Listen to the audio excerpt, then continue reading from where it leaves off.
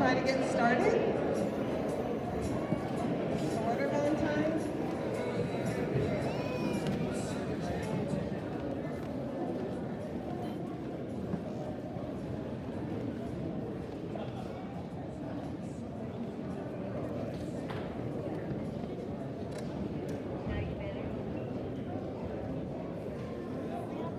All you teachers out there, look how nicely the students are all moving into their chairs.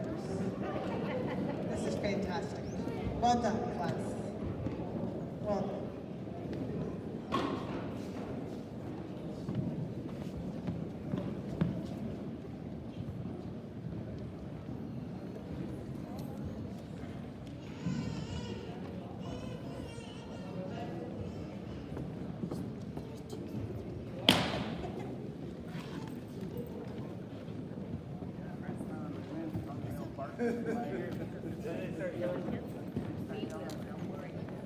Watch for the cord.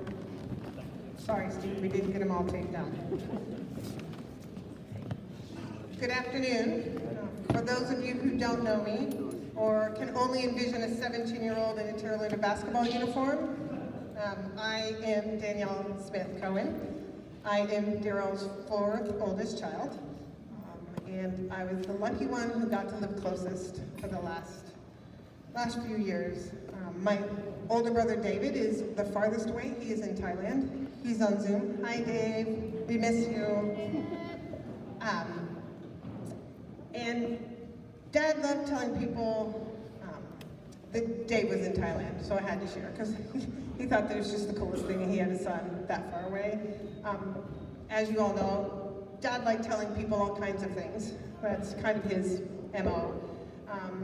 People and storytelling, that was definitely his mojo, and definitely that's going to be the theme of today. I need to start with just a couple logistics. Water only in the gym. If it gets too hot, there is water out those side doors. Feel free to go grab one. And then if you would all keep your masks on to the best of your ability. The speakers will take them off, but the county ordinances and whatnot, we want to keep people safe. I want to thank Kirk. I don't know where he went. Way over there. I don't know. Kirk, thank you. He put together the slideshow. It's going to run without music. It is very hard to see. We'll run a little snippet of it at the very end, and then we'll lower the lights and you can come sit closer, and we'll put the music back on while you peruse the memorabilia tables. And those of you all knew Dad, he likes sweets, so there will be ice cream. That's Susanna. Out the side doors afterwards, so feel free to watch that. Steve, no ice cream in the gym, so eat it fast and then come back in and watch the slideshow. We also have memory cards on the tables with some bowls for you to put those in. I speak for the whole family. The memories that you share are so heartwarming and such bucket fillers for us. So we hope you'll each take a moment to share a memory or two or three, and let us know how he impacted you, because there are thousands of you out in the world who had the joy of knowing him. I can't lie, it is a little sad to lose a parent. Okay, a lot sad. But my response to people's condolences is always, thank you, but I am sitting in gratitude. And it is true. With my dad, there's so much to be grateful for. To start, I'm grateful for all of you, for being here, for being a part of my dad's life, and for many of you, for being a part of mine through him. I'm grateful for the stories I've heard over the years, and for those of you that's reached out to me, some I've heard for the first time over the past few weeks. It's been fabulous. I'm super grateful for the place that my dad called home. He loved his home. He loved the people, he loved the location, and of course all the animals.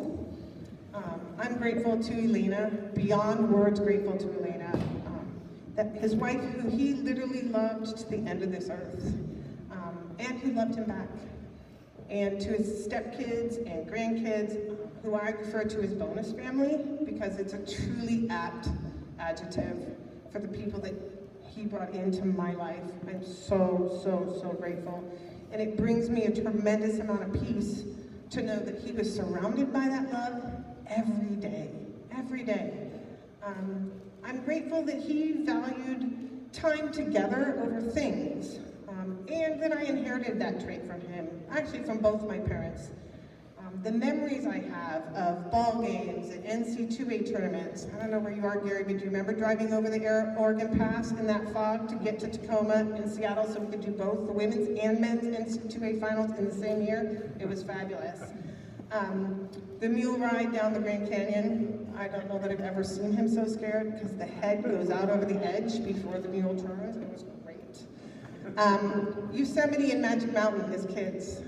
He would take us in that station wagon, all 5 of us, and we'd take a road trip with Dad.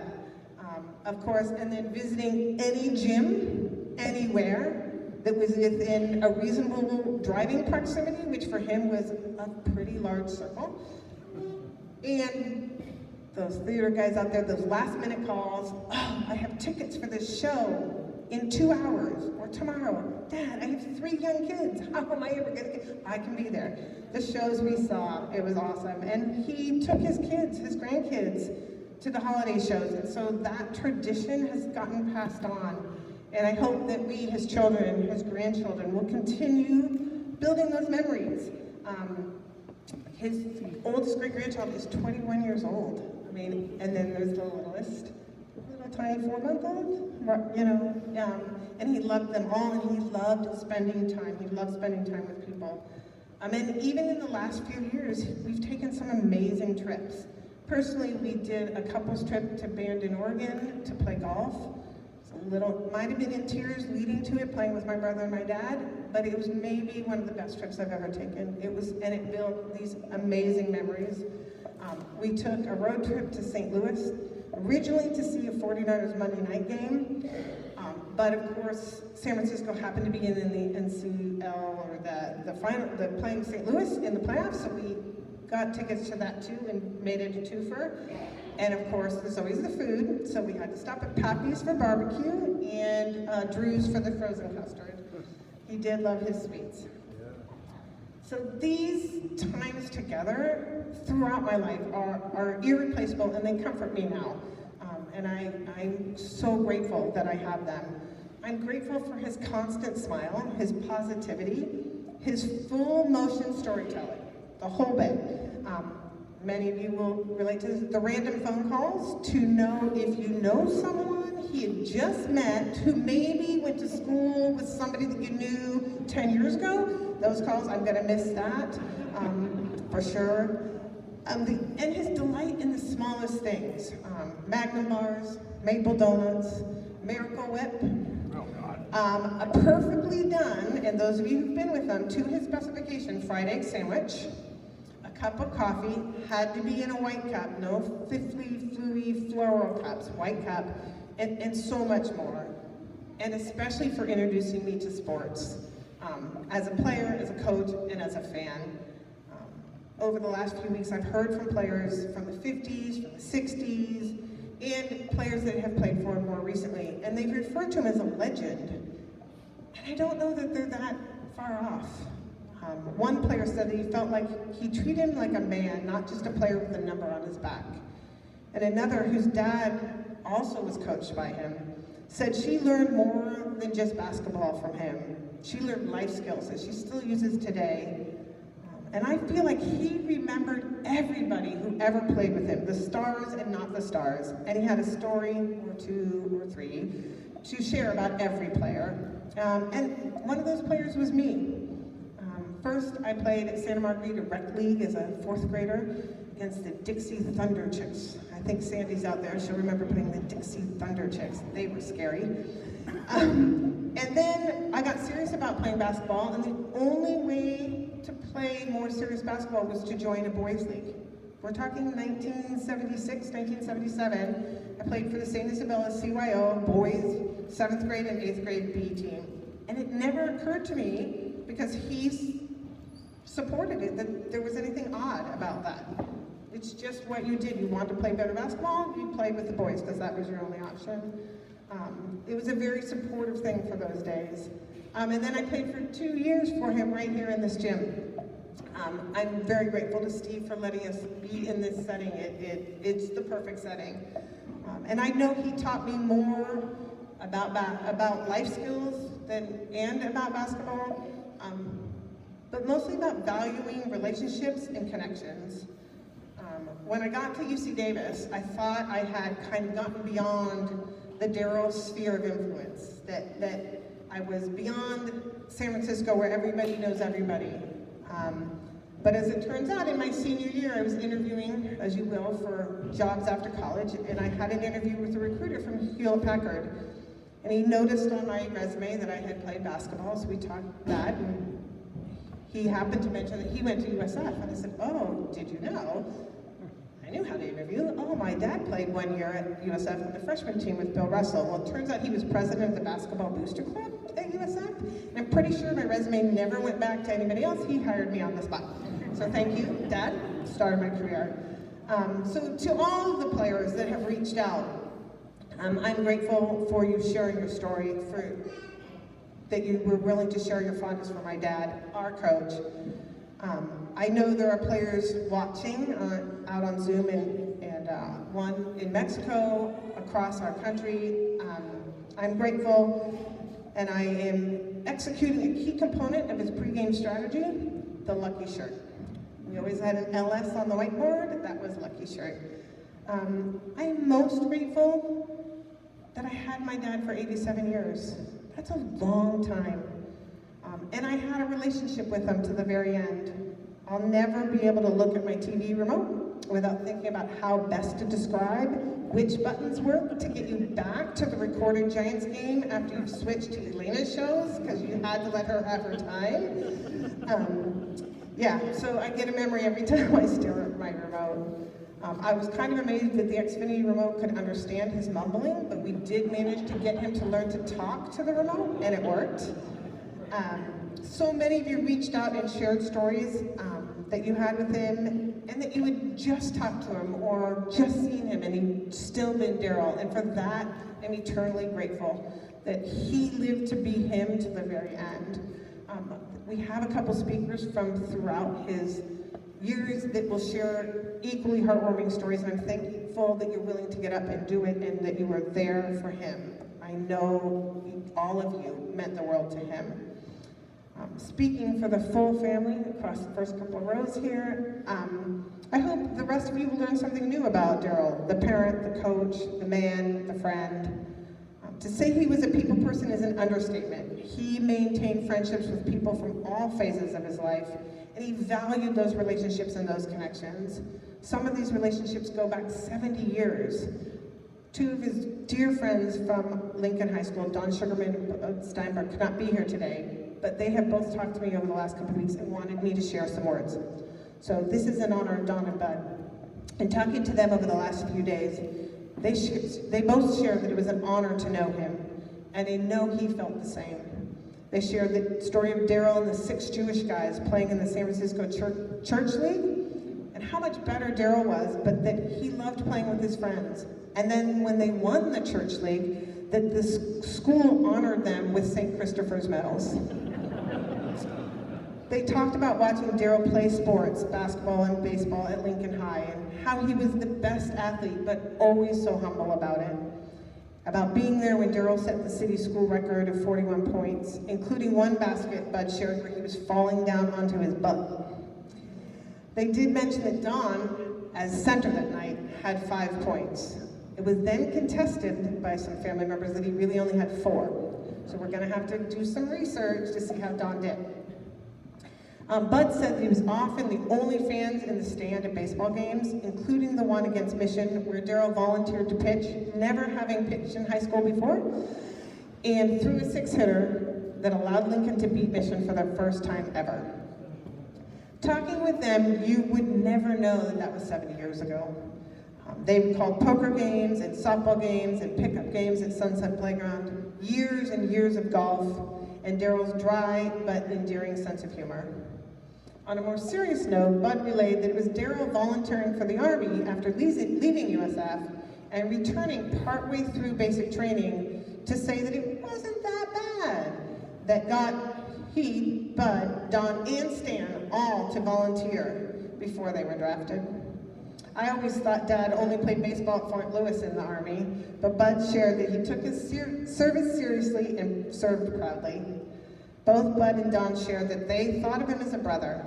They will miss him, and they thought the best of him because he was the best.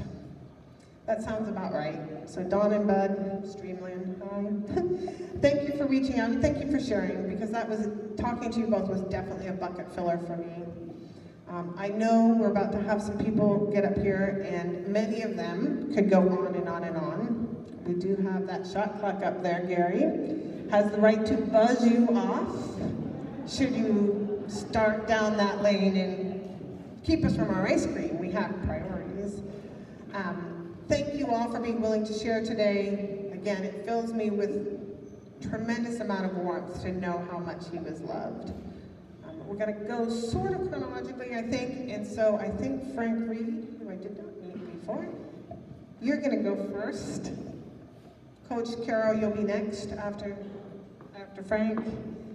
Mike Fulton, Mark, and the Bowls, and then Brian.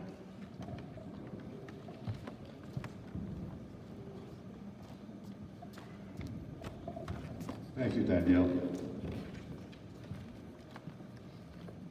Good afternoon, everybody. Can you hear me all the way in the back? Thank you.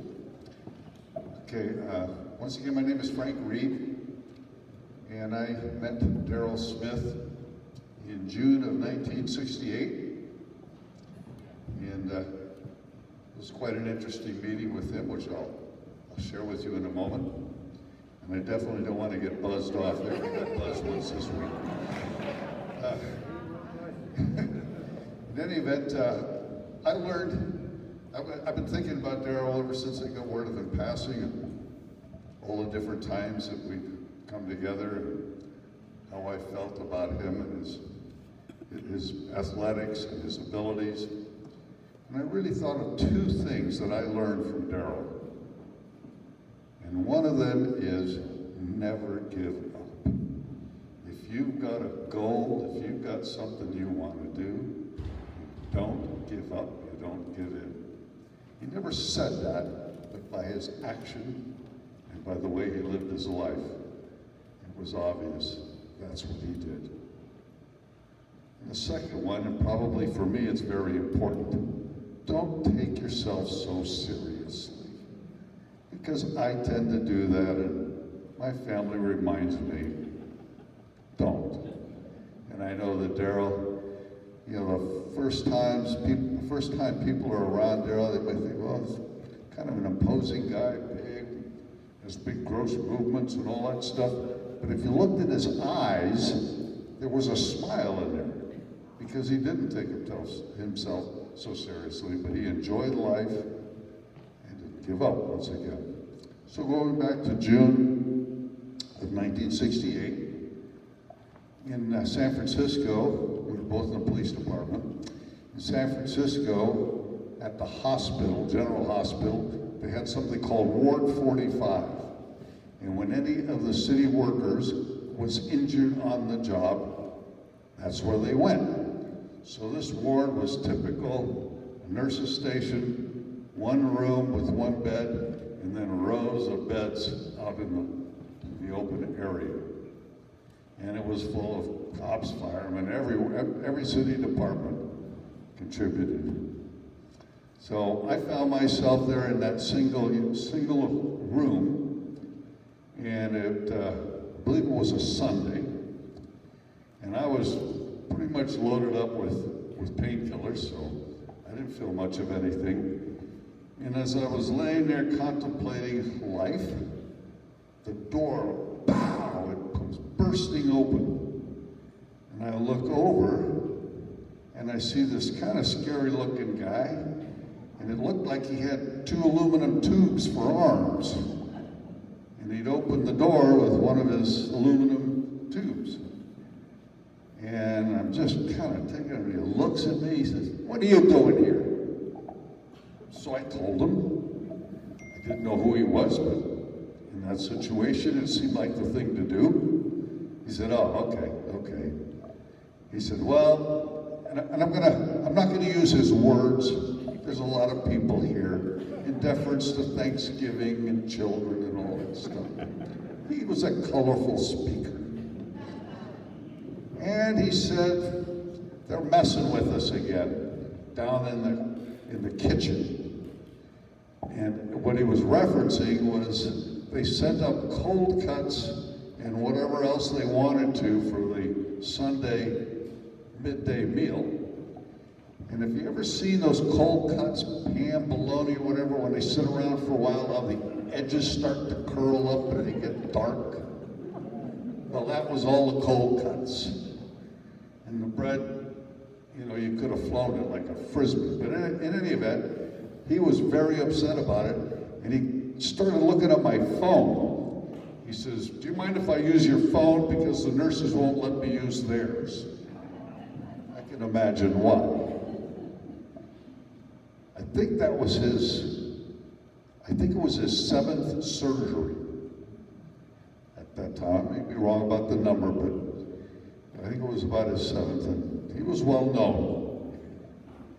In any event, he picks up the phone, dials it, and immediately upon somebody answering, he starts, "Rawr."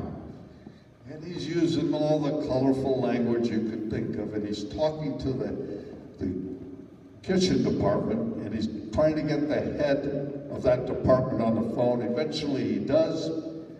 He identifies himself as an officer in a police department, and because you guys have been stealing all the blankety food, I'm getting a warrant. I'm gonna come down and lock you up. And it went on like that, and I'm just like, whoa. I'm really just astounded. And he talked for another couple of minutes, but said, "I'll be down with the warrant." Boom, he bangs the phone down. He said, and he smiled, he said, "I guess that really got him." It was hard to forget Daryl when he's in that kind of a mood. So I said, okay, and so he said, "I'll let you get back to sleep." So he left. And then about, I don't know, 20, 30 minutes later, he came banging on the door. He said, "Hey, you hungry?" I said, "Okay, yeah, I can always eat, no matter what my situation is." He had convinced them somehow to right the ship in terms of their service. And there were 4 carts laden with food, you know, fresh fruit, hors d'oeuvres, and big ham, and bread, and all the condiments. And of course, all the cops and the firemen, they're all out there just diving in. And Daryl was kind of helping me get something to eat and all that. But it was remarkable. And that was my introduction to, who's this guy, Daryl Smith? In any event, it really worked wonders, and I've had a high degree of respect for him ever since. He was my elder, my senior, and all of that. And there were many other stories, but like I said, I do not want to get buzzed out of this place, so I will let others.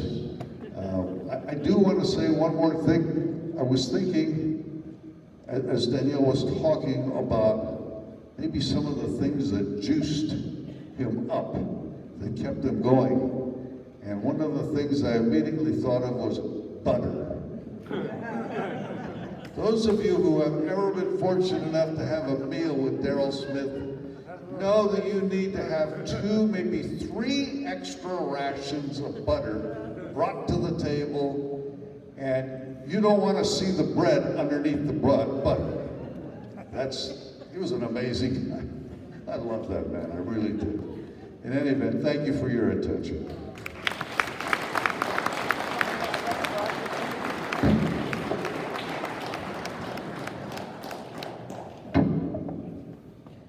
Thank you, Frank.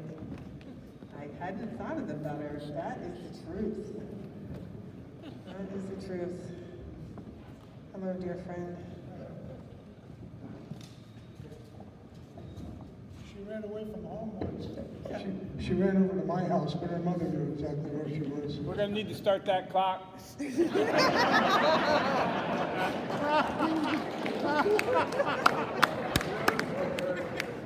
And just so y'all know, his son Craig was my quarterback the year we beat Mine Catholic, and he loved that. Anyway, Sorry, Frank. I've known Daryl, can't even count the amount of years. And if I started telling stories about things that we did. We'd be here for a month. But I walk into this gym, and it's the first time I've been here in many years, and it's like a flashback. I mentally see my lifelong friend Al Farbstein standing up on top with all the coaches questioning everything that was going on over here with Smith and the lady basketball team. And sitting right behind him was Dick O'Brien and I, and Marty would join us every now and then, and so would Jerry Moskowitz. And it's interesting that the guys that I just mentioned, other than God rest his soul, Dick O'Brien, we were all together until literally Darryl took his last breath.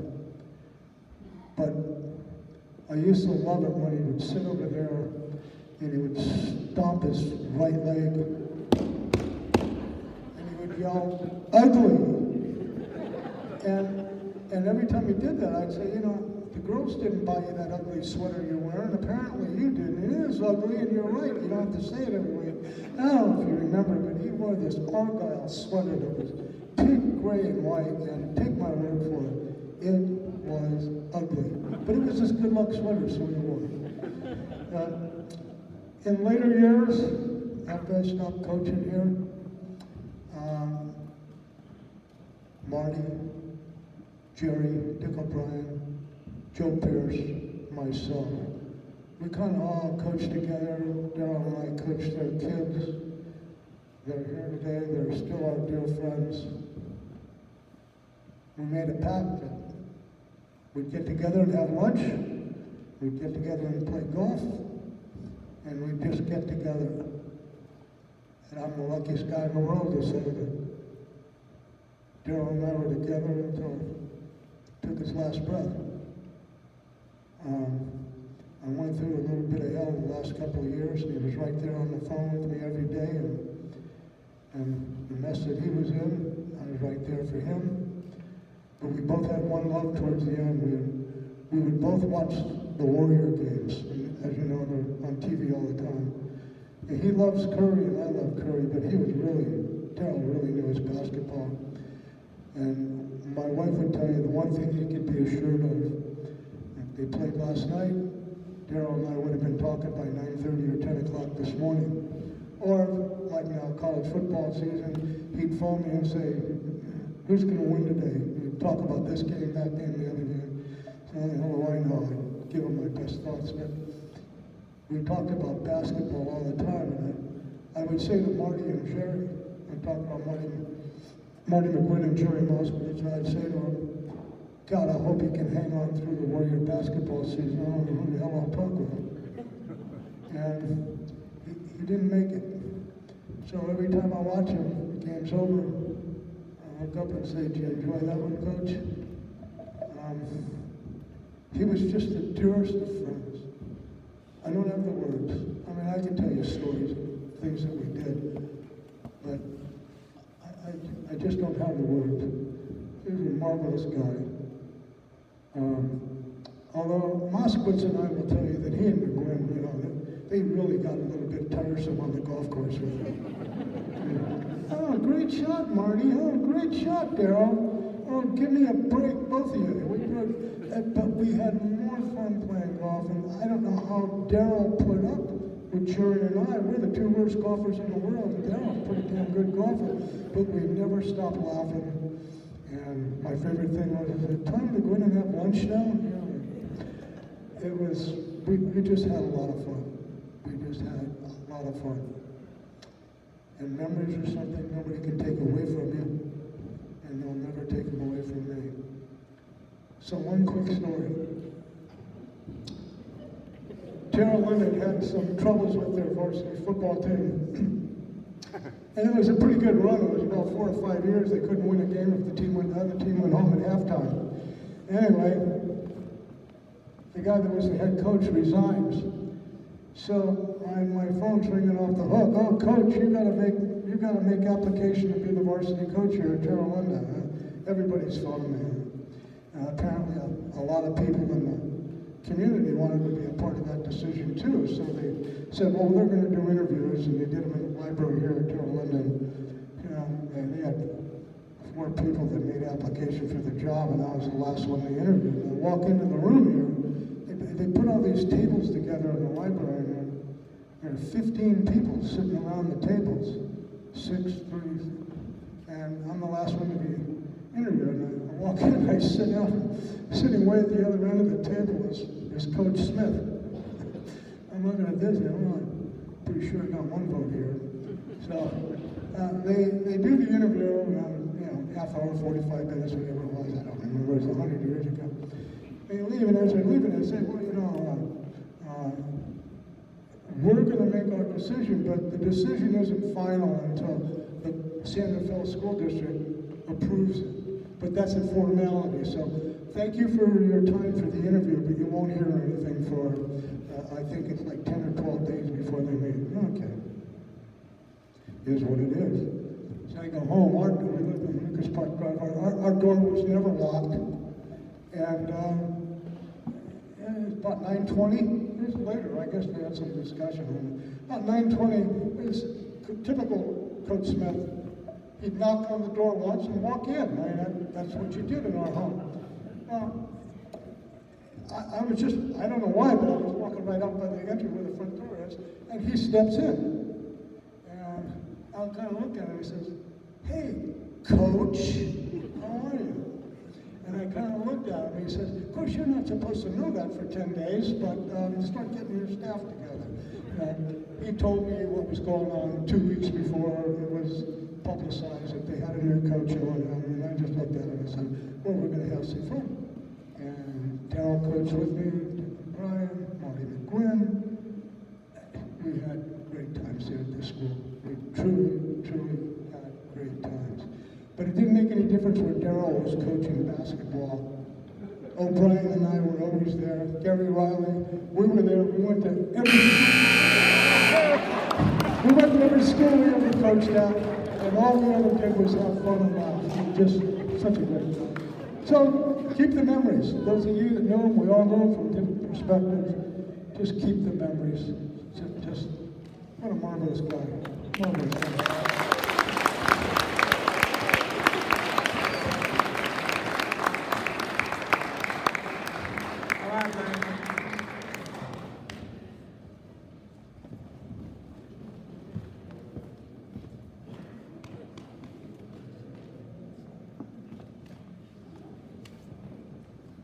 Coach Fulton, you're up.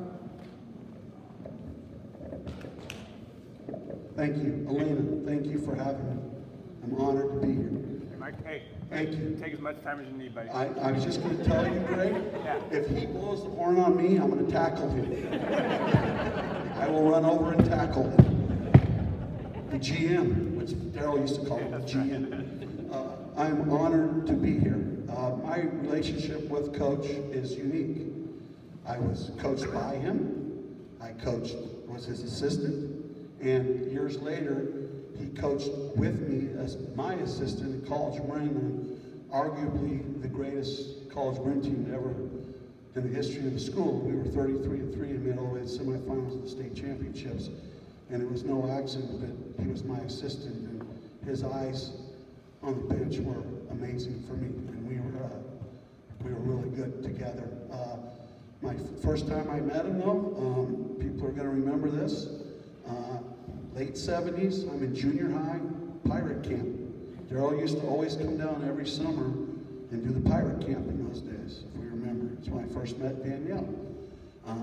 He drove up in a 280Z.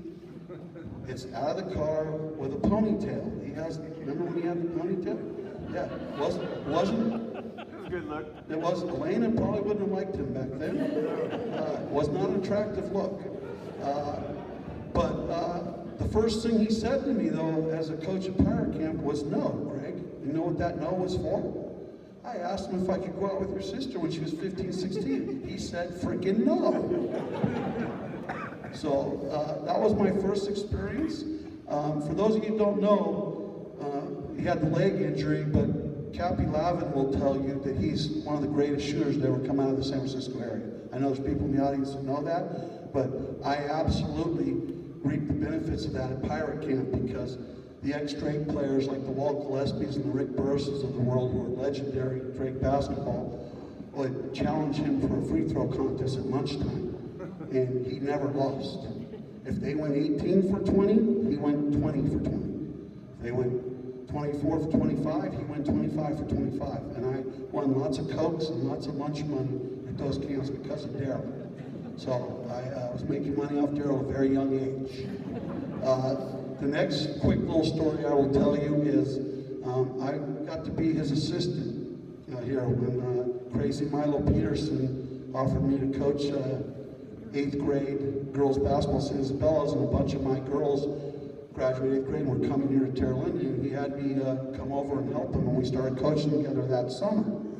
So as you know, if you played for him at Terra Linda High School, in the summertime, he and Gary Milt Woods would put together a Tahoe trip, and we would stay in a cabin and go play up at South Lake Tahoe, play in a tournament for the weekend. Well, I always, that summer I went up there with him, I had to room with Daryl. So, rooming with Daryl is not a pleasant experience. So, you have to understand that with the bad leg and everything, he makes lots of noises in the middle of the night. And I could never sleep. But we roomed together, and the poor girls, because he would snore loudly and I would snore loudly, they put us in the same room, and our poor girls that weekend never got any sleep because they thought there was 2 bears in the freaking house that we were staying in. So poor girls got no sleep, so we didn't do too well there. But he basically got me the Terra Linda job because he decided to take the Casa Grande job where he lived in Petaluma at the time. And I took over for him here, got to coach the legendary Karen Best, and it's kind of where my basketball career took off, coaching because of him. Moving forward, I'm going to tell you the last story, and I will be just about done in 5 minutes, Gary. The last story is college we're in. We're at the University of San Diego. We're in this first round of the Elite 8 playing LA Valley, who's 33-2 going to the game. We're 33-1. It's a phenomenal game, but at halftime we're only up 20-18, and we were averaging 80 points a game with this team, and we were tight. Our defense was great, but we were tight. So I came in, and our relationship on this team, obviously, I was the bad cop, he was the good cop. They loved him. The kids on the team loved him because he was always putting their arm around them. He would tell them that I was a little bit of an ass, but that I loved him and everything was going to be okay. But at halftime, he's directly across from me, and we're sitting in a circle in the locker room, and I take my playboard. I'm so frustrated with the girls on offense. I take my playboard and I snap it. And as I snap it, this is true now, I'm not making this up, a piece of plastic shoots off right at Daryl, hits him in the bridge of the nose, cuts his nose open. Right? Bridge of the nose, halftime. He doesn't make a move. He just stares at me. I go running over to see if he's okay. He doesn't say anything.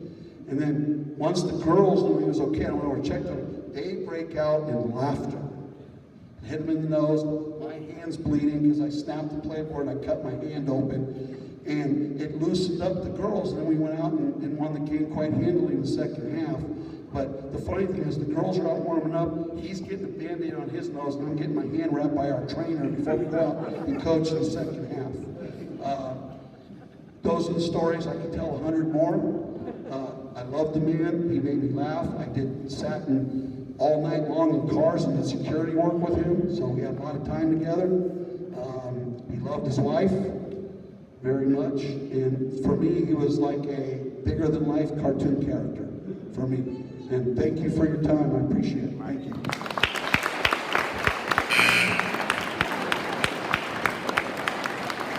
Thanks, Mike. Thanks, Mike. The security work. That's a good segue. Mark?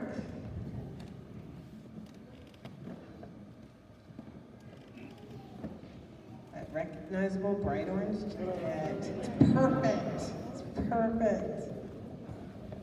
I'm sure Daryl handed out lots of free tickets to you guys that somehow fell off the truck or something, so you recognize these jackets, and from when we would always park you guys.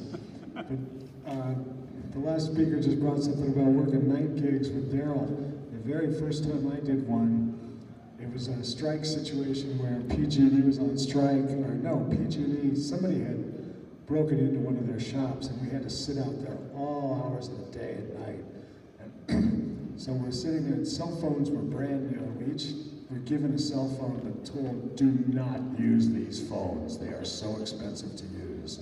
So I'm sitting there and the phone rings and Daryl goes, hey, did you see me come by there? And I go, no. He goes, what, are you sleeping? I said, Daryl, I am wide awake. It's like my first day on a job. I didn't want to blow this. I said, I am wide awake. I've been here. You didn't come by here. He goes, the hell I didn't. I said, Daryl, I've been awake. He goes, all right, just write down in the logbook. Daryl came by at 1 a.m., 1:45, 2:15, and I knew we were going to get along fine after that. That was over 25 years ago, and I went on to work many, many, many off-duty jobs with Daryl, and some of them were absolutely crazy, where he got kicked out, I got kicked out, Lou, the head of the company, got kicked out, but we always had a great time. I was talking to Daryl when I first met him, and I know everybody knows he was a police officer, but a lot of people don't know he was a canine officer. And he was telling me, I said, what did you do, Daryl? He said, well, at one point I was a canine officer. And I said, oh, that's got to be cool. He said, yeah. I said, did you learn how to train the dogs and everything? He goes, oh, yeah, we picked our dogs. And I said, did you guys go to Germany like the department does now and get your dogs in Germany or in Belgium? He looked at me and he goes, hell no, we got them at the pound.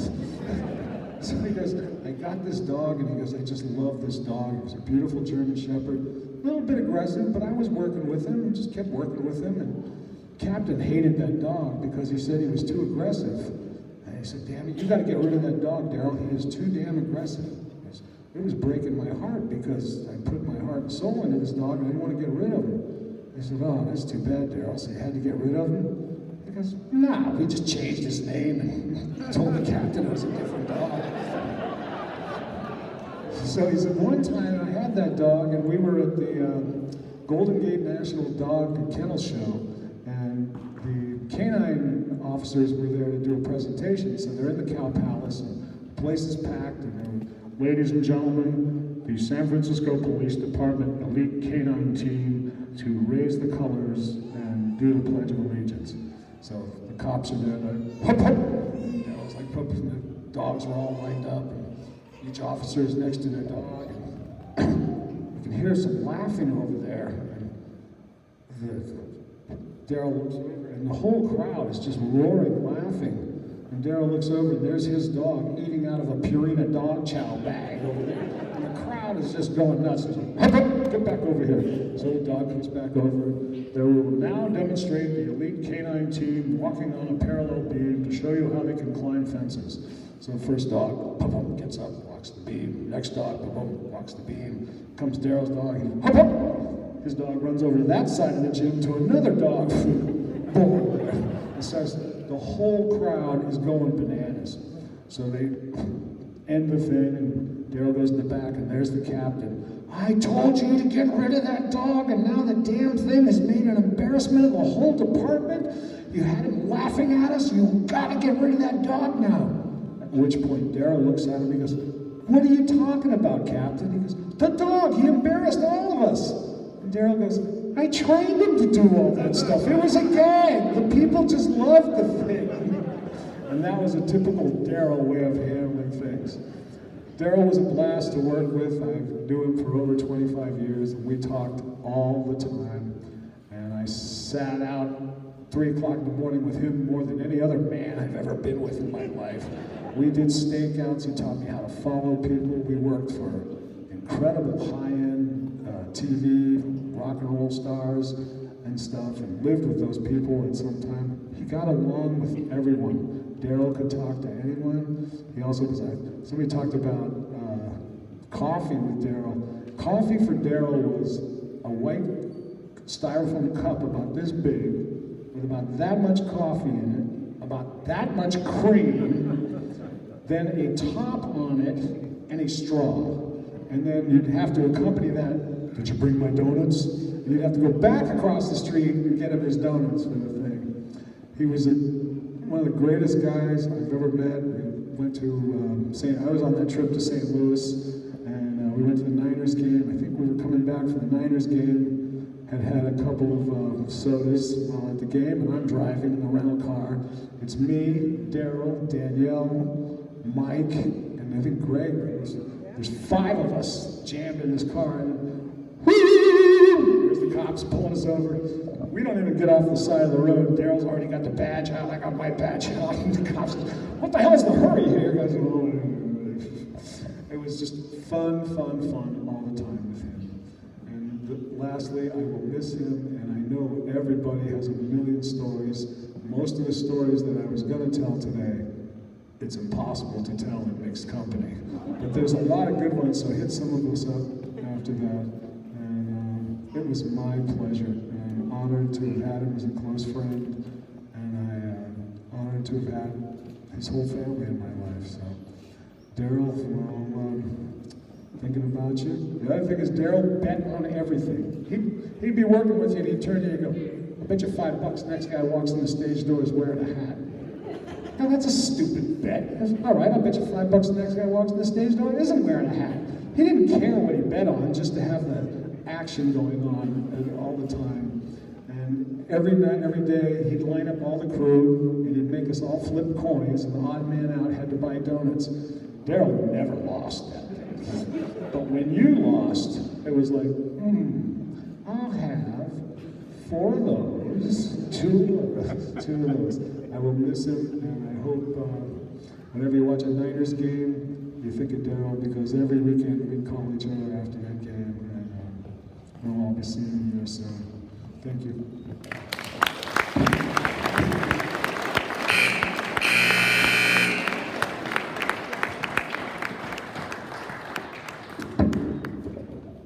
I don't know whose idea the buzzer was, but it's a grand one.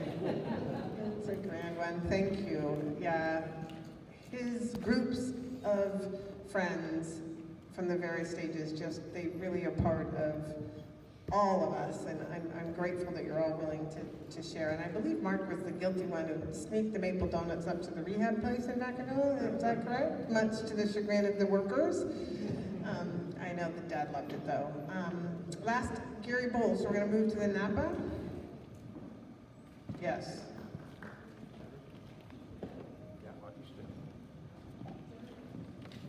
Oh yeah, we're gonna do open mic-y thing after Greg's done. So as you're listening, I was supposed to say at the beginning, as you're listening and you hear stories that makes you think of things, please do. It is a heart filler for us. So we do want to hear stories. There's cards, and we'll open the mic up when my brother Greg is done as well, for sure.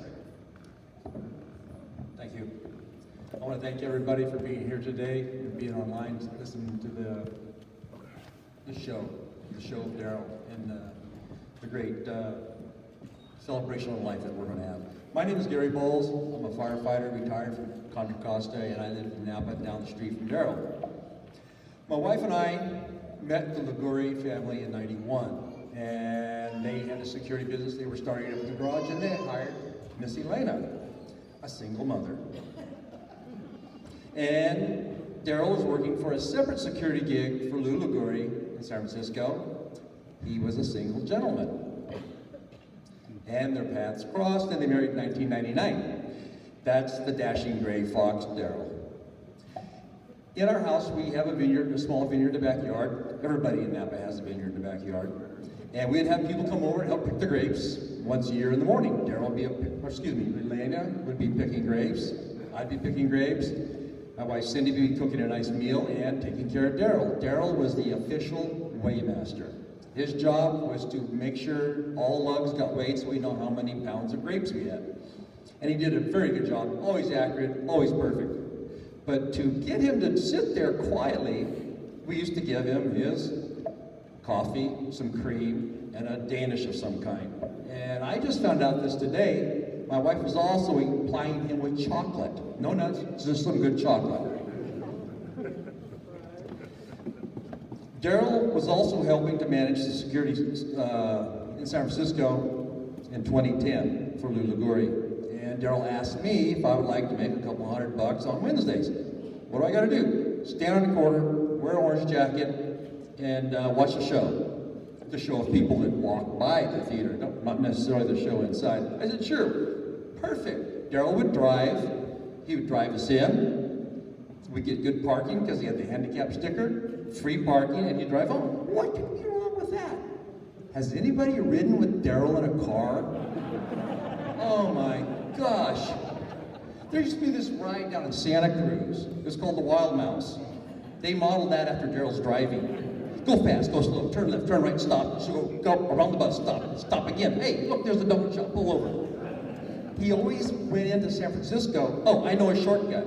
He never went the same way twice. He was always going a different way. Oh, this is a good restaurant that used to be here. And they would give us breakfast in the morning and blah, blah, blah. He always had something going on. So on our 1-hour trips going into the city, we're on the freeway. And I'm looking at Daryl, and he's jerking around the street and down the freeway, and hey, Daryl, your turn signal's on. Yeah.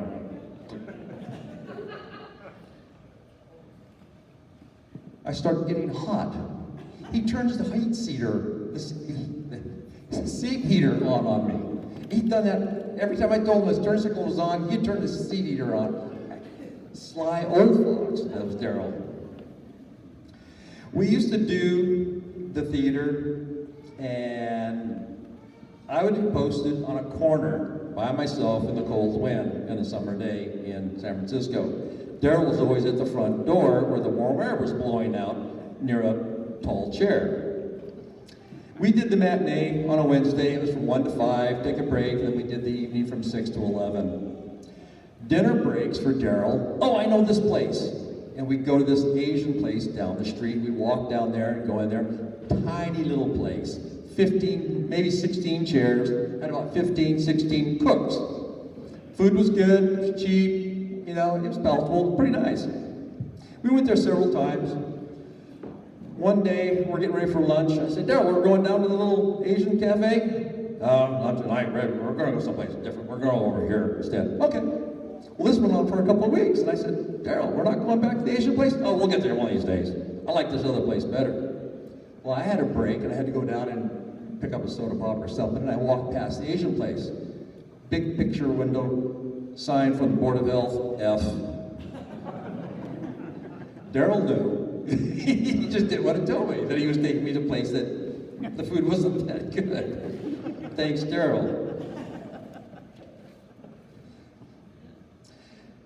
Daryl also would watch me when we had our afternoon break. I'd go down to get a soda pop or a candy bar. Hey, you're going to get a candy bar? Hey, bring me back a little coffee and maple bar. And not the other kind, not the ones with the nuts. Get the ones without the nuts. And always had the specific, not a problem, Daryl. Everybody had to help Daryl with his little habit. I found out that he was also going to a hypnotist to curb his habit of eating his sweets, right? I don't know how that worked out. I don't think it did. Daryl used to swing by our house in Napa once or twice a month just to say hi, chit-chat a little bit. And he'd talk about, oh, I'm just on the way to deliver payroll checks, pick up the schedule, go to basketball practice. He's always on his way going someplace. And he'd tell stories about his friends, about work, about the team, the kids, and the coaching, and things going on like that. It was always the best of time to hear Daryl tell a story. He'd get ready to get up and say, oh, just one more story. Just one more story. He'd sit back down, tell another story, and it was great to hear the Daryl story of whatever it was. And he'd finally get up and he'd take off, but then he'd also come by and say, hey, Bolsey, can you hide this for me? Why not? Come on to the car. It'd be a big picture for Elena, or a poster, or a sign, or something like that. He had to hide at our house, and then try to sneak it into your house without you finding out about it. Daryl is one of the nicest guys you ever want to know. He didn't drink, he didn't smoke. I never saw him swear, but I'm sure he did. But he wasn't boring. He was just exciting to hear him talk. He liked you the way you like to be liked, with respect and dignity. That's what Daryl gave you in his friendship. He loved his basketball teams, win or lose. He loved all his stories. He loved to watch the pro sports, the college sports, all of it. He loved his family, and he's proud of all the duties and all their efforts. Cindy and I picked this up from the stories he used to tell us. So in closing, I'd like to say, Daryl, we could all just use one more story. Thank you.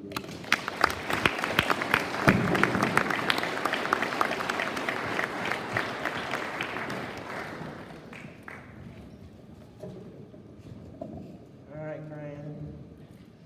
Bonus brother Brian.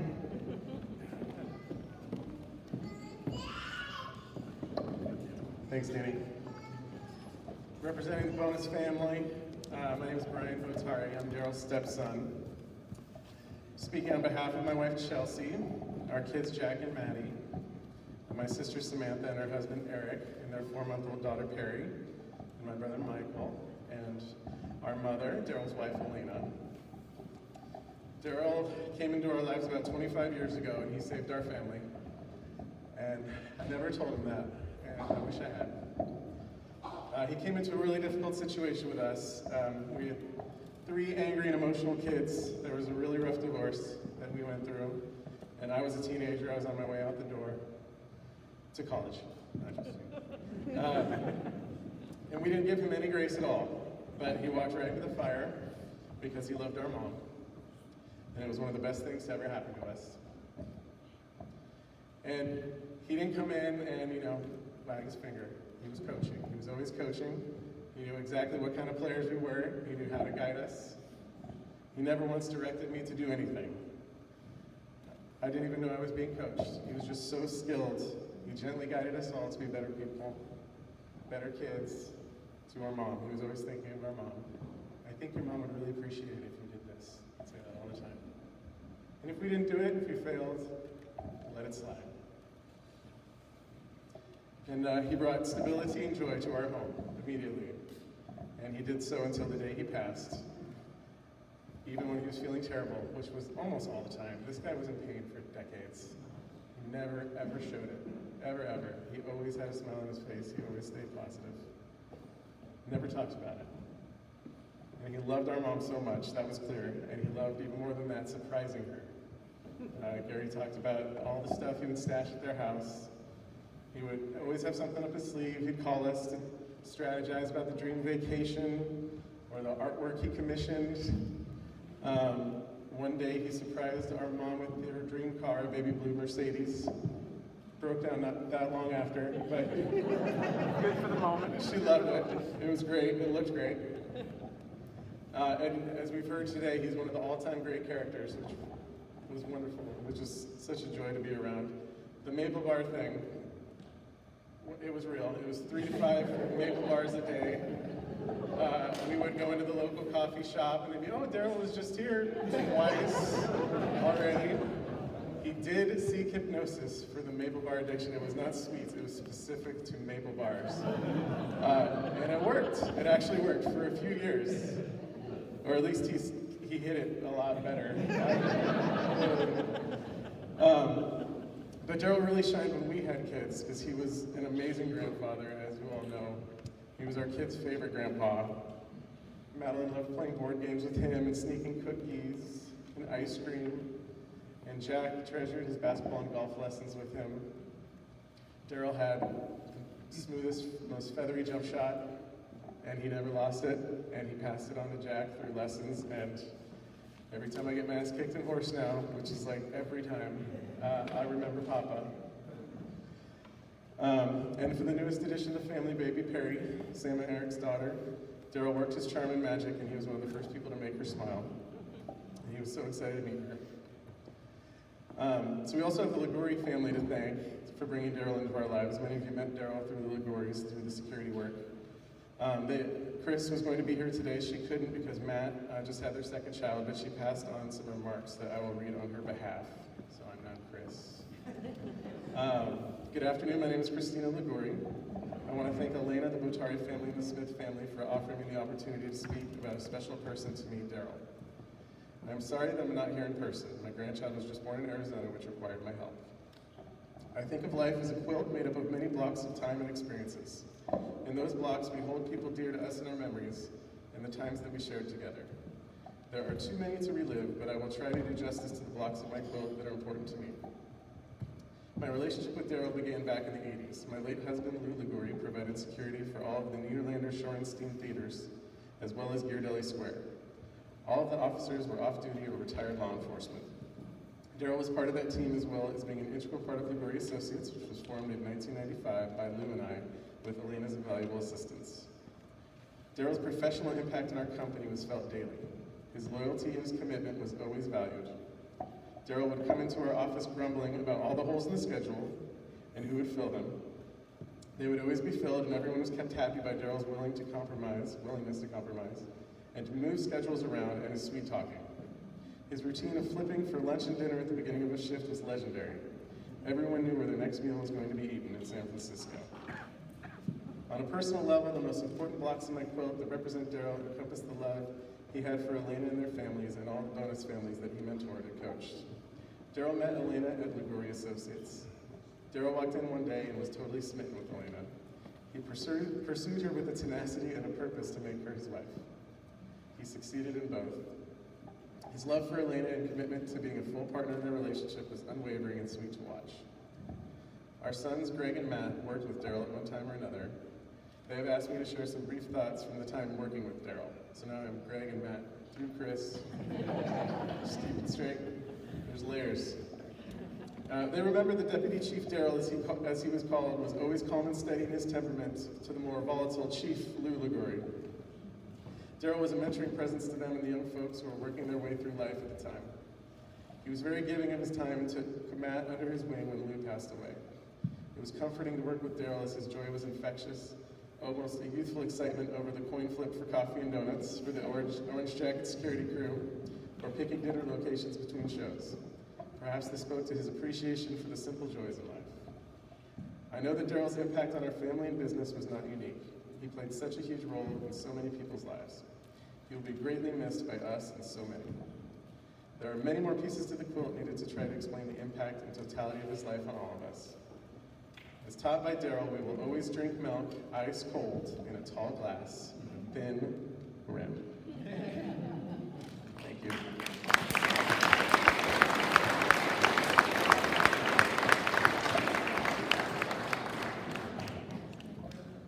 Thanks, Bo.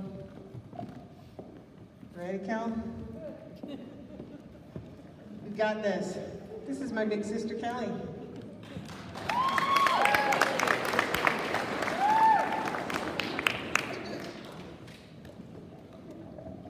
I wrote something down because I knew I couldn't just come out here and say a bunch of stuff.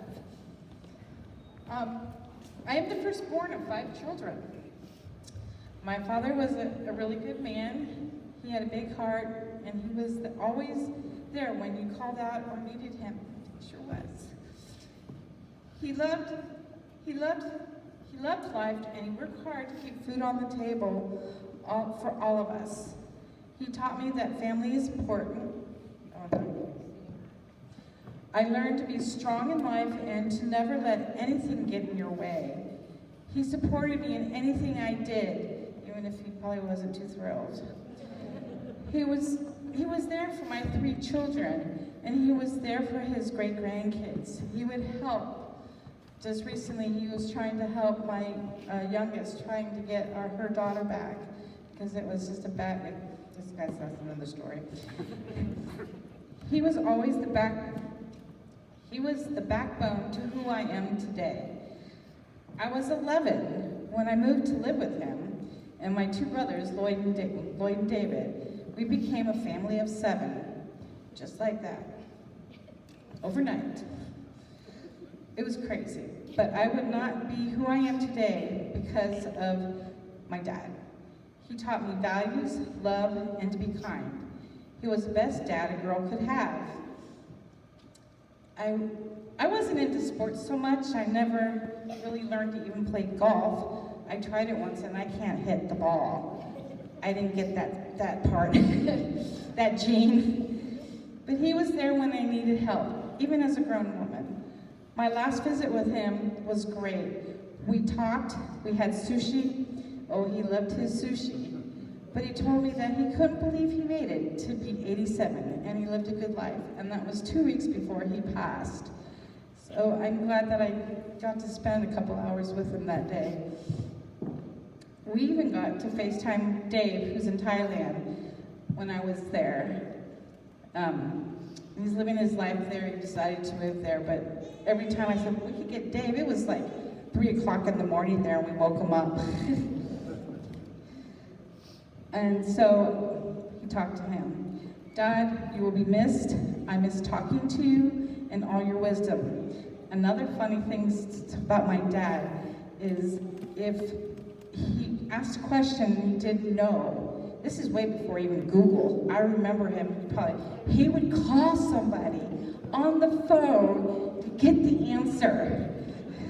It was just, and to this day, I use Google all the time. I have that habit. Oh, you don't know what that is? Let's Google it. But he would get the answer until he finally found the answer. Thanks.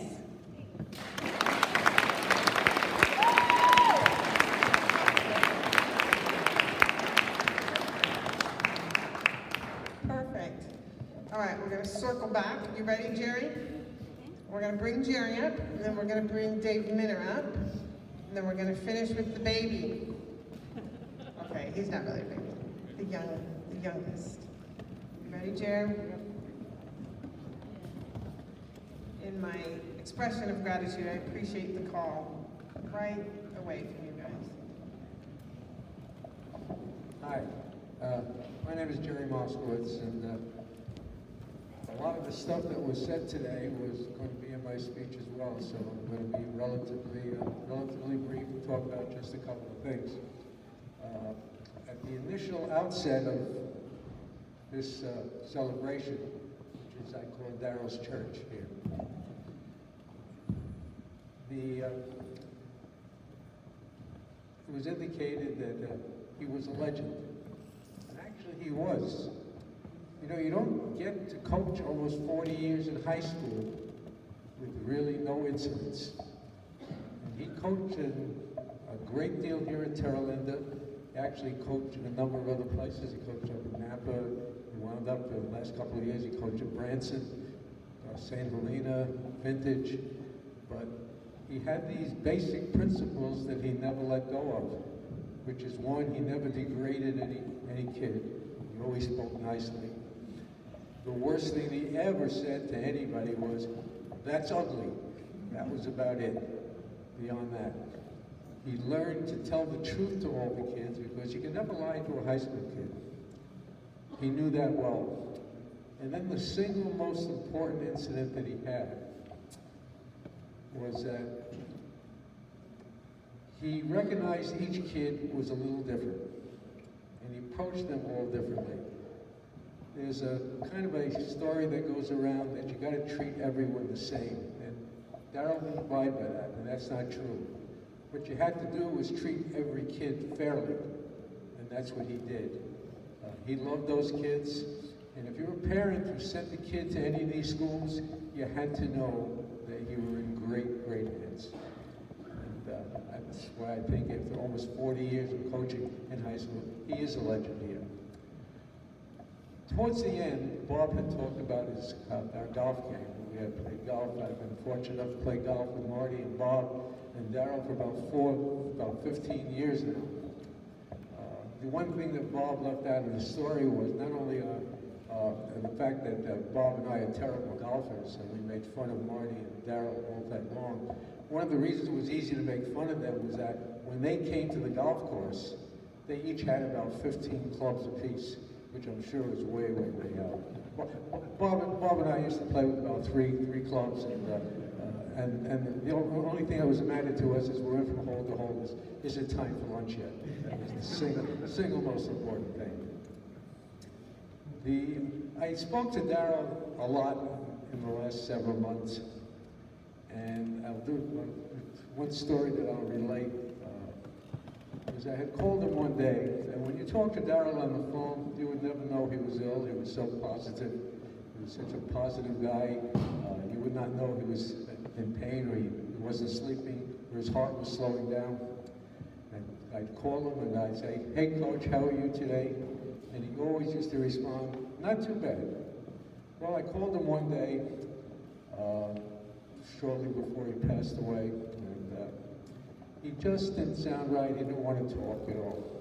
If you want to know what kind of guy Darrell is, I'll tell you next. I hung up, said goodbye.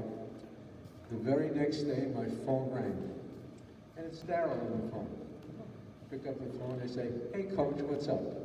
He said, "I just wanted to call and apologize for being shortlisted." That's the kind of guy Darrell is. His heart was always, always in the right place. And as far as Darrell's athletic career, I mean, he was a great basketball coach, but he loved all sports. He loved golf. He loved women's golf, men's golf. He loved women's basketball, men's basketball. There wasn't anything he didn't like. A big Bay Area fan. Loved the 49ers, loved the Warriors, and loved the Giants. Very, very big Giant fan. And this year was really great because he was watching all of the Giant games, and we used to talk about it all the time. So as a last piece, I'll say October 14th is when he passed. I was home, I was having a pretty good day. October 14th is my birthday. And I had been out for lunch with my wife. I had spoken to all of my kids, I had spoken to my grandkids. And actually I was getting ready to watch the final Giant-Dodger game. I saw there was a message on my phone, and I picked up the phone, and I saw a message from my good friend Bob, who told me Darrell had passed away in the morning. The game had meant nothing at that particular point. It lost all interest. But I do remember that my dad passed away on my birthday in 1969. And some people have said to me, "Boy, it's too bad that it happened." And I don't look at it that way. I mean, I look at it for the fact that I had Darrell as a friend. I will always remember him as a friend on my birthday and all other days. He was just too good a guy. And thank you.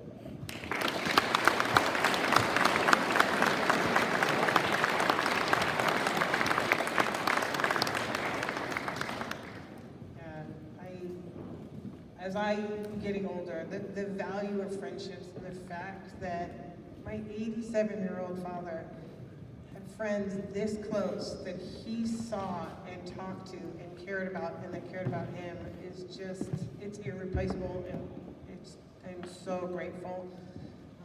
Dave has known him for 90 years. Yeah, 55, I got to buy 2. And he's going to share his stories, equally good. Yeah, this is a serious courthouse, I'm sorry. Thank you. A lot of what's been said, I have experienced. I'll start in 1990. My oldest son, Christopher, was coaching basketball at the Petaluma Boys and Girls Club, and he was 11. Darrell was coaching basketball at Petaluma at Costa Grande High School. Darrell found out Chris was starting the coaching job, and he comes to me and he says, "Hey, send him over to me. I'll be glad to throw out some practice drills, some X's and O's. I'll call him my graduate assistant." That's Darrell. Well, Darrell got more than he bargained for, because my oldest son was there on a daily basis. I don't think he missed a game or a practice. Gary can probably attest to that. And Darrell got him going, got him a job at Santa Rosa High School as a JV coach. And he went with it. With Darrell's guidance, with Darrell's help, he ended up coaching high school, Sonoma County, Vacaville High School. Ended up in San Antonio at Our Lady of the Lake University, head women's coach, and he was ridiculously successful. Darrell kept touch, I kept touch. 2016, he's named the National Coach of the Year from the NAIA Women's Basketball. Darrell had a lot to do with that. But I wasn't the first minor, 16-year-old minor, that was mentored by Darrell, me. Holy Name Grammar School, Sunset District. They hired Darrell as the athletic director. He was still in the police department. It's a part-time gig. And I was coaching the 3rd grade boys team. Daryl came in, got me on the right track and the right path, guided me, helped me, and we were hugely successful. Got a brand new gym, got home court advantage help too. And during this time, we had more fun than you can have, and you have every right to have. And during this time also, it was interrupted by the accident. We were devastated. We thought we'd never see Daryl. Boy, were we wrong. He was back with a vengeance, with the energy, and never a minute of self-pity. He came back, and that program ran on for me, another 4 or 5 years. Just the most fun. Just an awesome, awesome time. But I stayed in touch with Daryl. I actually worked for Daryl at Woolworth's department store, Powell Market, off-duty cop. I was in the PD at the time. And I think I got more hair-raising, crazy predicaments at Powell Market than in my 10-year or so career in the SFPD. It was wild and woolly. But so be it. I think when I talked about Daryl about coaching, and I run into people still to this day, 40, 50, 60 years ago, played for Daryl Smith or knew of Daryl Smith. And they always come up with 2 comments when Daryl's name is risen. One, what a good coach he was. Secondly, what a great guy he was. Daryl didn't have these memories go forward because he sought someone to hit the curveball or make a left-handed layup. That's not what stuck. What stuck was everybody who played for Daryl Smith, whether you were the best kid in the team or you were on the bench at the end, you had value. You knew you. Daryl had that amazing gift, and I don't know whether it was by design or by personality. I'm leaning toward the latter. Everybody on that team felt good about themselves, felt important. And that's why 50 years later, guys remember Daryl favorably. And it's an awesome, awesome experience. I have to admit, Daryl and I share an addiction. It's called golf. 50 years playing golf with Daryl. All over the Bay Area. Northern California, Southern California. In the beginning, it was serious. We were trying to qualify for the police Olympic team every year. We grinded it out, did our best. Once we did. In spite of his issue with the leg, never an excuse. He was out there to compete. As we get older, we played for fun. And golf was interrupted. It wasn't a 50-year run of weekly golf by any means. There was orthopedic issues. Daryl's in mine as well. Life gets in the way, job schedules, and we always circled back and met on the first tee somewhere. Always. Carried it forward. And as toward the end, like I said, when it was serious in the beginning, and then it was fun, and then the end it was for lunch. Lunch has been mentioned a few times. The lunch became more important than our deteriorating golf games, for sure. We had a great time. And I know that a lot of you talked about Daryl and food, and that's well and good, but if you went to lunch with Daryl, there was also the harmless but shameless flirting with the waitresses. But he always left a big tip. Golf was connected to the last time that I saw Daryl, talked with him. My brother Jim and I were going to go play golf at Yountville. At times we had hoped he might join us just to ride along on the cart and critique our swings and second-guess our club decisions, but he wasn't ready. But we stopped by, talked to him, he gave us a shortcut. So you get to the golf course. And off he went. A couple days later, I get a phone call from Daryl. What'd you think? What'd you think of the golf course? One of the few we never played together. How'd it go? And I only told him the highlights with the lowlights behind. And I know that from listening from all the speakers that Daryl spent a lot of time on the phone. Made a lot of phone calls. And he made a lot of phone calls to me over the 55 years that I knew him. Lots of times about golf, got a tea time, checking on Chris's progress in Texas, or some other trivia question. When he called me, was never, "Hey Dave, it's Darren." He used two salutations. "Coach." It was so flattering to have Daryl come call me Coach. Because I was a ship that went long ago sailed. It felt good to hear from him. The other one was a long hitter. "Hey, long hitter, I got a time who's to run next week." Well, I got to admit, that's a ship that never sailed. But we had a ball. We had fun on the golf course. Road trips, jokes, laughs. It was always an adventure. There we were. What a great life. Elaine, I know you will miss him terribly.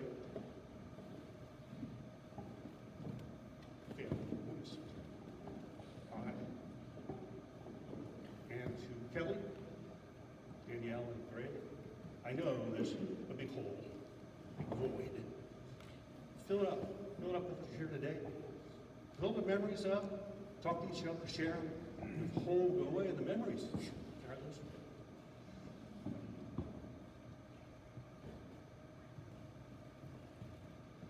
Anyway, it's an honor and a privilege to be asked to speak today. I am a lucky, lucky man. Most of my life, I knew Darryl Smith. Very, very lucky. So thank you. I appreciate the opportunity.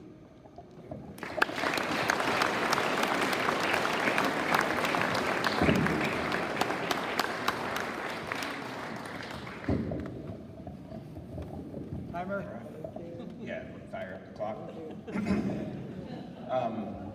So I'm Greg Smith. I am the baby, and commonly referred to as the baby by my dad for so long. I'm 53 years old, and I had the good fortune to play golf with my dad for 51 of those years, as I played my first golf tournament at 2 years old. So I played longer than Dave Manley, which I did not know until just now. I am simply up here to wrap and bring closure to an incredible event, and I'm going to do that through gratitude. My sister and I have talked a lot in the last few weeks about this procedure and how it's going to go. And I'm just really here to thank everybody. And I just have a few people that I want to thank directly. But know that just you showing up today, we are grateful for that. We're going to talk about what he meant to all of us at the end. To my extended step family, cousins, uncles, his brother, my mom, thank you. We had 35 people for Thanksgiving on Thursday. And that, in a way, was an honor to him and to those people. So thank you. To my sister, who grieves through organization and over planning and details and spreadsheets. So many spreadsheets. I didn't look at them all. Got in a little trouble yesterday for that. Thank you. And then to the Batari Smiths, as with you, I've not mentioned this in the 20 plus years. I'm so grateful for you. My dad's a hell of a guy. I think Sage would say the same about me. I think you did once. But he was. And it's evident in everybody that spoke and all that were here. He was a hell of a guy. What he was for the last 20 plus years was a hell of a father. To Elena,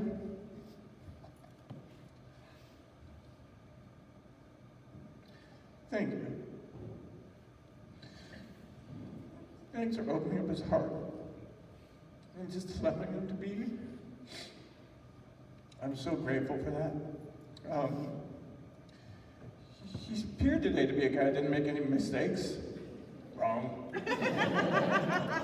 I once threw a roundabout pass right there to Todd Jones right over there. But that wasn't Todd Jones. That guy was wearing a different colored jersey he ran down the floor and scored.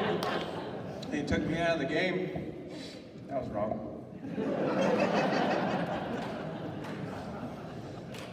was interviewed that night in that foyer right there by the Independent Journal.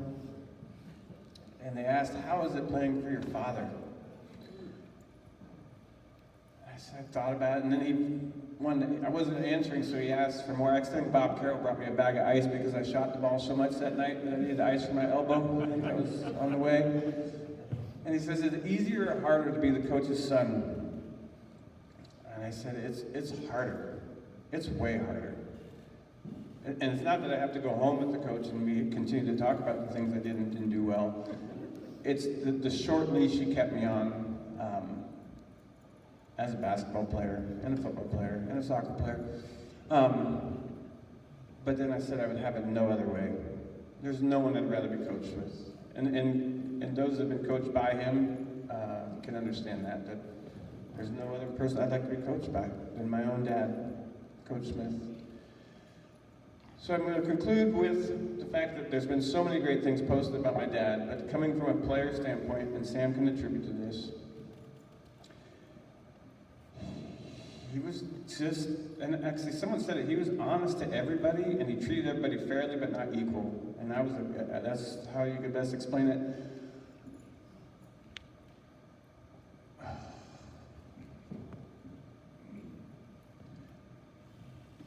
How do you want to be remembered? I don't think he thought about it. I think he just lived it. Every day, all day, how do you want to be remembered? And in listening to players and people talk, I want to be remembered like my dad. Frank, would you agree? Absolutely. So I just want to say that life can kick you right in the pants. And you can still smile, and you can still move on. And where's Casey? Hear what I say. How do you want to be remembered? Don't let his death or anybody's death hold you back. Use it as a springboard to move forward. Because there's so much out there. And if you want to do it in his memory, I suggest you do, because I'm happy to say that things I read that have been written about my dad could have been written about me so far. And I didn't know that. I didn't know I was living on how to be remembered. And I'm so grateful for him and for that. And so know that a wonderful man has passed away, but he has left a legacy behind for us to follow in his footsteps and live every day like, how do you want to be remembered? So I want to thank everybody that took the time to come today. Happy Thanksgiving in this crazy world we live in. I'm grateful for all of you and for all of you for my dad's memory. We would like to hear from anyone that would like to get up and hold a microphone in front of this really, really big crowd.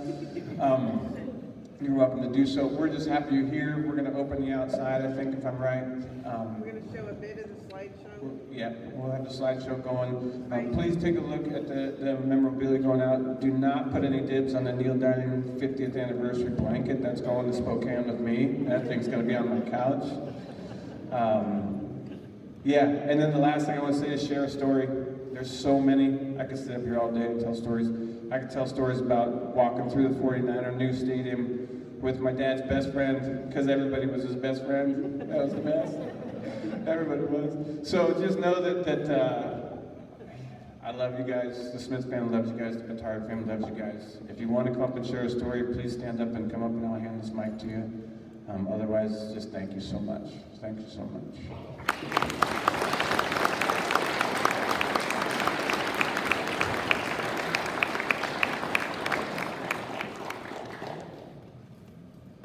Sucker in the crowd, isn't there?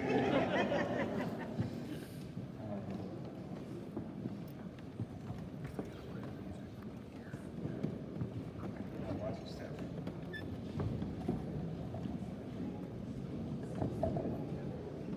Hi, my name is Vic Macia, and I guess I knew Darryl for maybe 65 years or so.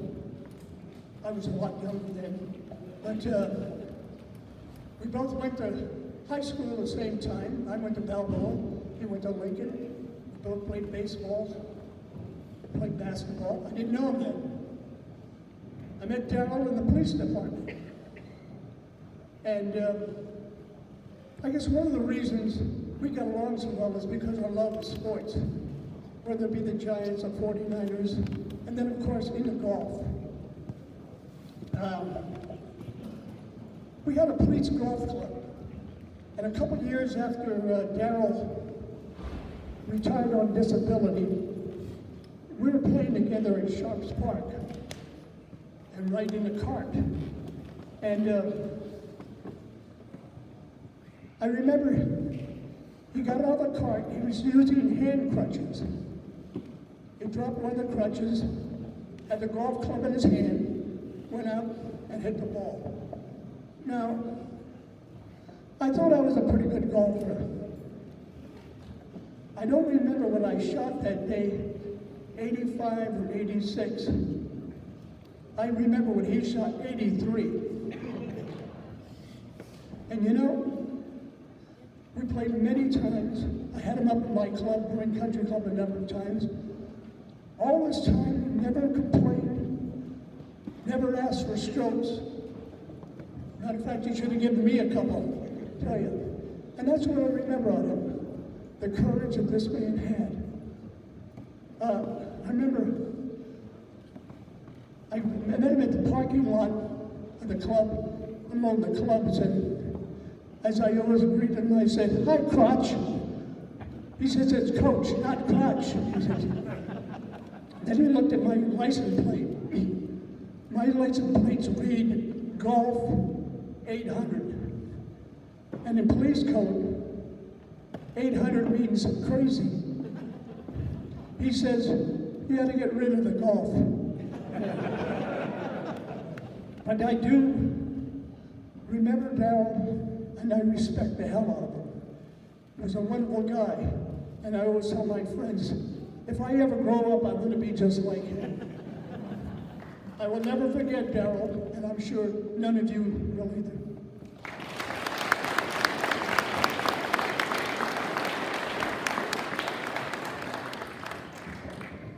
All right, yeah, please be sure to share some stories with each other.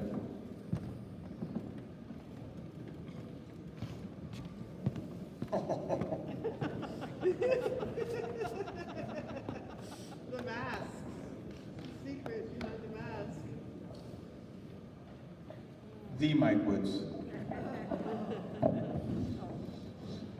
My name's Mike Woods. I'm here with my mom, Nina Woods, my brother, Terry Woods, and my sister wishes she could be here so bad, Kelly Woods. My dad, Mill Woods, loves spending time with Coach.